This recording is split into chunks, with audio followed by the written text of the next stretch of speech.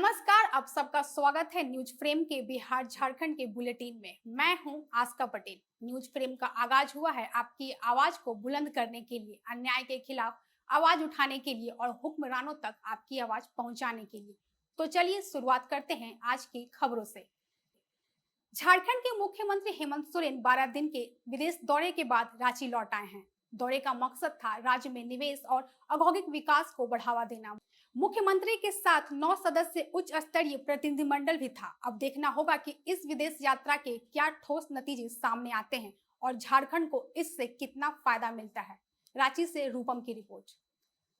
केंद्र सरकार ने जातिगत जनगणना को मंजूरी दे दी है। 94 साल बाद होने जा रही जाति आधारित जनगणना पिछली बार ये 1931 में हुई थी। झारखंड भाजपा ने फैसले का स्वागत किया है। प्रदेश प्रवक्ता प्रतुल सहदेव ने कहा ये कदम सराहनीय है और कांग्रेस पर जातीय जनगणना को लेकर राजनीति करने का आरोप लगाया। भी बोलते ना कि सीमा पे तनाव है क्योंकि अभी चुनाव है और बिहार के चुनाव की बात कर रहे थे, तो ये जो एक तरीके का नैरेटिव बनाया जाता है। बिहार में जातीय जनगणना हो चुकी है और जातीय जनगणना पर जो लोग प्रश्न उठा रहे हैं कांग्रेस के लोग, ये वो भूल जाते हैं बिहार की जातीय जनगणना में कि उन्हीं के राज की सरकार थी आरजेडी के साथ जिस समय ये जातीय जनगणना हुई थी। फिलहाल जो हमारा मुख्य उद्देश्य है कि मुख्यमंत्री जी को बहुत बहुत बधाई, बहुत दर्शनीय और रमणीय स्थलों का उन्होंने दौरा किया। उनसे आग्रह होगा कि उसकी तस्वीरों को भी जारी करें। Ranchi bureau report. झारखंड में अब बिजली हो गई है महंगी। झारखंड राज्य विद्युत नियामक आयोग ने नई बिजली टैरिफ का ऐलान कर दिया है। नए दरों के मुताबिक ग्रामीण उपभोक्ता को प्रति यूनिट 6 रुपए 70 पैसे और शहरी उपभोक्ता को 6 रुपए 85 रुपए चुकाने होंगे। हालांकि किसानों को इस बार बड़ी राहत दी गई है कि हम लोग को ये 36 इन्होंने प्रस्ताव जो दिया था वो 40.2% का था।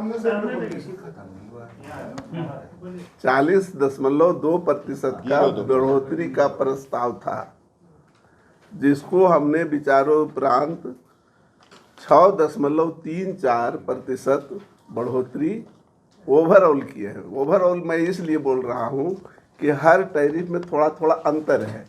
कहीं 5 पैसा बढ़ा है, कहीं 15 पैसा बढ़ा है, कहीं 20 पैसा बढ़ा है, लेकिन वो कुल ओवरऑल एवरेज जो है हमने 6.34 वृद्धि किया है। जबकि इनका मांग प्रतिशत, जबकि इनका मांग 40.02% था। तो क्यों सवाल वो तो कैलकुलेशन है।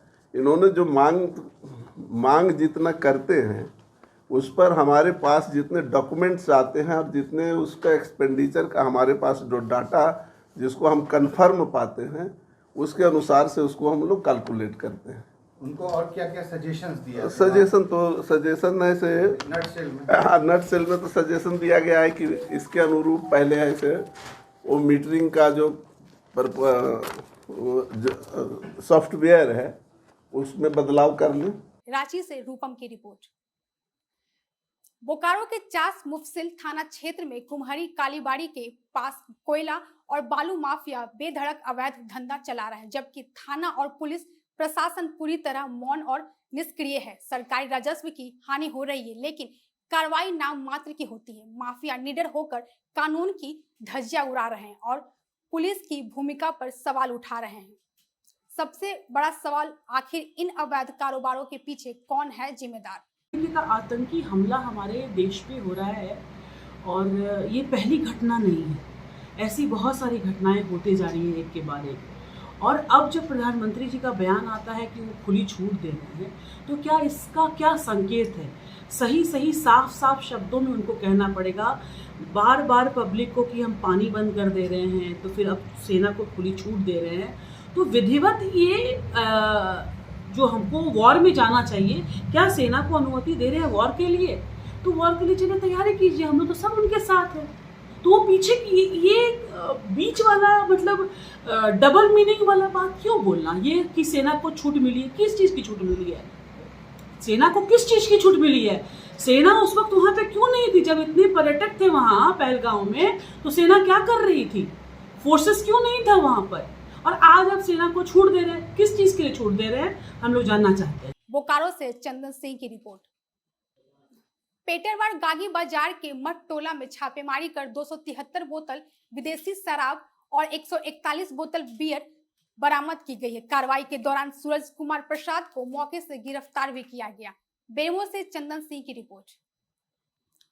मुख्यमंत्री नीतीश कुमार ने बोधगया में महाबोधि अतिथि गृह और गया के विपाट में मेजर ध्यानचंद खेल परिसर का उद्घाटन किया। साथ ही खेलो इंडिया यूथ गेम्स 2025 की तैयारियों का जायजा लेकर अधिकारियों को जरूरी निर्देश दिए। गया ब्यूरो रिपोर्ट। मोकामा में पुलिस और अपराधियों के बीच मुठभेड़ हुई। दियारा इलाके में एसटीएफ की कार्रवाई में 2 अपराधी हथियार समेत गिरफ्तार हुए हैं। मौके से 2 राइफल, 1 देसी कट्टा और जिंदा कारतूस बरामद किए गए हैं। पूछताछ जारी है और कई गिरफ्तारी की संभावना है। मोकामा से विकास कुमार की रिपोर्ट। बिहार शरीफ में जदयू नेता मनीष कुमार वर्मा के पिता स्वर्गीय अशोक कुमार वर्मा की पुण्यतिथि पर श्रद्धांजलि सभा आयोजित हुई। कार्यक्रम में मुख्यमंत्री नीतीश कुमार पहुंचे और पुष्प अर्पित कर श्रद्धांजलि दी। मुख्यमंत्री के सुरक्षा के मद्देनजर इलाके में भारी पुलिस बल तैनात रहा। नालंदा से राकेश की रिपोर्ट। जमुई में पुलिस और एसटीएफ की लगातार कार्रवाई से अपराधियों में हड़कंप मचा है। हाल के दिनों में कई इनामी अपराधी पकड़े जा चुके हैं। इसी क्रम में कल 25,000 का इनामी मुन्ना यादव को पुलिस और एसटीएफ की संयुक्त कार्रवाई में गिरफ्तार कर लिया गया। डकैती कांड का और हत्याकांड का ये अभियुक्त रहा है मुन्ना यादव। इस 25,000 का इनामी है, इसको गिरफ्तार किया गया। क्या आपराधिक इतिहास है पहले? इसके पास 6-7 कांड का अभी तक जो है, हलसी थाना का 2, चंद्रदीप का, लछवाड़ का, सिकंदरा का, ये फिरार अभियुक्त रहा है। और टेक्निकल सर्विलांस के आधार पर एसटीएफ और डीआईयू की टीम और थानाध्यक्ष लाल बहादुर सिंह के द्वारा इसको गिरफ्तार किया गया। जमुई से धीरज कुमार सिंह की रिपोर्ट। मुजफ्फरपुर में बाइक सवार बेखौफ अपराधियों ने निजी फाइनेंस कंपनी के कर्मचारी से 42,000 रुपए लूट लिए। वारदात के बाद अपराधी फरार हो गए। सूचना मिलते ही पुलिस ने पीछा किया तो अपराधी बाइक छोड़कर भाग निकले। पुलिस ने अपराधियों की पहचान कर ली है। जल्द गिरफ्तारी का दावा किया जा रहा है। मुजफ्फरपुर से मणिभूषण शर्मा की रिपोर्ट। अभी के लिए बस इतना ही। देश और दुनिया की बाकी खबरों के लिए हमारे पेज को लाइक करें, सब्सक्राइब करें और अपने सुझाव कमेंट बॉक्स में जरूर लिखें। धन्यवाद।